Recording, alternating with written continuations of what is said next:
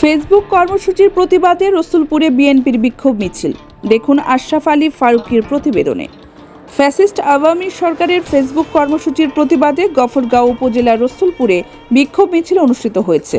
সাবেক ছাত্রদল নেতা মোহাম্মদ আনিসুর রহমানের নেতৃত্বে এই বিক্ষোভ মিছিল রসুলপুর বাজার থেকে শুরু হয়ে আমলিতলী বাজারে গিয়ে সংক্ষিপ্ত সমাবেশের মধ্য দিয়ে শেষ হয়। বিক্ষোভ মিছিলে রসুলপুর ইউনিয়ন বিএনপির অঙ্গ ও সহযোগী সংগঠনের নেতাকর্মীরা অংশগ্রহণ করেন। এতে স্বেচ্ছাসেবক দল সহ বিভিন্ন পর্যায়ের নেতাকর্মীদের উপস্থিতি ছিল লক্ষণীয়। মিছিল শেষে সংক্ষিপ্ত বক্তব্যে মোহাম্মদ আনিসুর রহমান বলেন, বর্তমান সরকার ফ্যাসিবাদী কায়দায় জনগণের কণ্ঠরোধ করছে।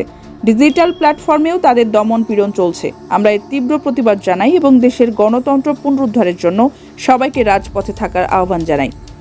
এই সময় বিএনপি নেতা আব্দুস সবুর, জুয়েল মোল্লা, কারা নির্যাতিত নেতা আলামিন সরকার, সত্তার মোল্লা সহ স্থানীয় নেতাকর্মীরা উপস্থিত ছিলেন। বিক্ষোভ মিছিলকে কেন্দ্র করে এলাকায় উত্তেজনা বিরাজ করলেও কোনো অপ্রীতিকর ঘটনা ঘটেনি। এই ফ্যাসিস্ট খুনি হাসিনার বিরুদ্ধে আমরা যে স্লোগান করেছি, এটা আমাদের উপজেলা জনাব মুশফিকুর রহমানের নেতৃত্বে আমরা এই স্লোগান করেছি।